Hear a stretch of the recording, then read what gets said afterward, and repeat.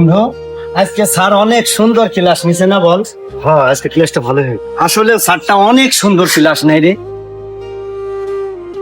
এই জয়, তোকে আজ স্যার ক্লাসে দাঁড়িয়ে প্রশ্ন করেছিল, তুই তো কোনো উত্তর দিতে পারলি না। তো তোর মতো এত মেধাবী ছাত্র এভাবে অমনোযোগ হলে কি চলে বল? আরে আরে পারিস না, এখন বইয়ের পাতা মুখস্থ করার যোগ নেই। এখন গুগল আর এআই সব কিছু পাওয়া যায়, এত কষ্ট করা কি দরকার? দেখ জয়, গুগল আর এআই এটা মাধ্যম মাত্র, এটা তোর নিজের শক্তি ঝালাই করার কাজ করে দিবে না। তোর নিজের চিন্তাধারাকে নিজেই প্রকাশ করতে হবে। আর এভাবে যদি সারাক্ষণ মোবাইল নিয়ে বসে থাকিস তাহলে তোর কিন্তু আসল জ্ঞান অনেক দূরে চলে যাবে। কি গো, তোমাদের দেখছো অনেকক্ষণ নিয়ে কি বিষয়ে তোমরা আলোচনা করছো? স্যার, আমি জয়কে বোঝাচ্ছিলাম যে সারাক্ষণ মোবাইল নিয়ে বসে না থেকে একটু পড়াশোনায় মনোযোগ হতো। ও বলছে যে এআই আর গুগল নাকি সব কাজ করে দেয়, মানুষের আর কোনো কষ্ট করার দরকার নেই, এই কথা বলছে স্যার। ও আচ্ছা। জয়, শোনো, তোমাদের বয়স কম, প্রযুক্তির প্রতি তোমাদের আকর্ষণ হওয়াই স্বাভাবিক। প্রযুক্তি আর কৃত্রিম বুদ্ধিমত্তা হলো তোমার হাতের লাঠি, আর মস্তিষ্ক হলো তোমার পা। হাতের লাঠি তোমাকে সাময়িক চলতে সাহায্য করবে, কিন্তু সে তোমার হয়ে হেঁটে দিবে না। এই কথাটা সবসময় মনে রাখবে, ঠিক আছে? কিন্তু স্যার, এআই গুগলে যদি সব করে দেয় তাহলে এত কষ্ট করে পড়াশোনা করার কি দরকার?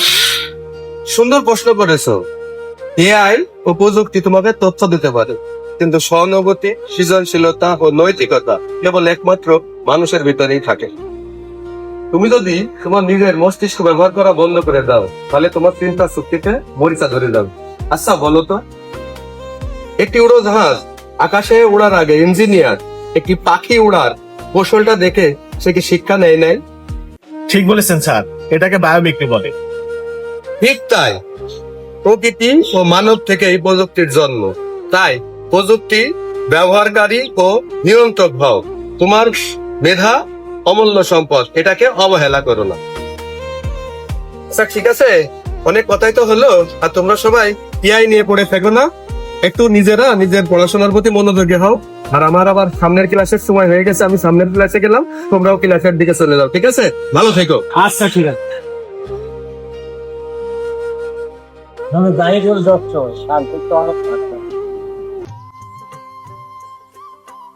কি বাবা জয়, অন্যদিন মোবাইল নিয়ে আর গুগল নিয়ে পড়ে থাকিস, আর আজকে মনোযোগ দিয়ে বারান্দায় পড়াশোনা করছিস। কি বাবা, স্কুলে কোনো সমস্যা নেই তো বাবা? কেন বাবা, কোনো সমস্যা নেই। আজকে এইসব স্যার ক্লাসে একটা দারুণ কথা বলেছেন।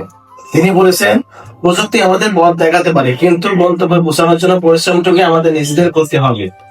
আমিও বুঝতে পেরেছি, নিজের ভবিষ্যৎ নিজেকে করতে হবে। মা, এখন আমি মোবাইলে গুগল নিয়ে পড়ে থাকবো না, এখন পড়াশোনায় ব্যস্ত থাকবো, নিজের কাজ নিজে করে যাবো। আর নয় গুগল নয় এআই এর মায়া, পড়াশোনা হোক মেধা গড়ার ছায়া। আমাদের বাচ্চাকে ফোন থেকে দূরে রাখবো, সোনালী শৈশব তাদের হাতে আঁকবো। সবাই মিলেই পথ চলো ধরি, জয় খান 01 পেজটাকে সবাই ফলো করবো।